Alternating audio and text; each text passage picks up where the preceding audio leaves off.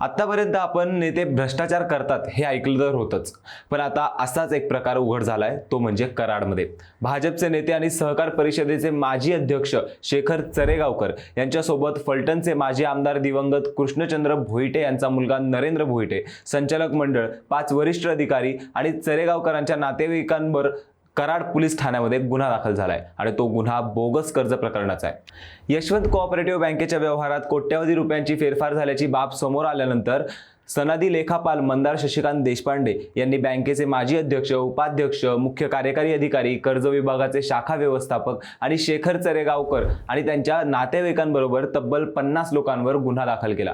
एवढंच नाही तर या कर्जाची मूळ रक्कम 12,10,57,481 रुपये इतकी आहे। बोगस कर्ज प्रकरणासाठी बनावट कागदपत्रे तयार करून अधिकाऱ्यांनीच हेतुपुरस्सर हे कर्ज मंजूर केलं। जुनी खाती बंदी दाखवून नवीन खाती उघडून सगळा निधी बेकायदेशीर त्या खात्यांकडे वळवला। कागदपत्रांमध्ये फेरफार करून खोट्या नोंदी केल्या आणि पदाचा गैरवापर करून गुन्हेगारांना मदत केली, ज्यामुळे त्यांच्यावरही मंदार देशपांडे यांच्या फिर्यादीनुसार गुन्हा दाखल केला गेलाय।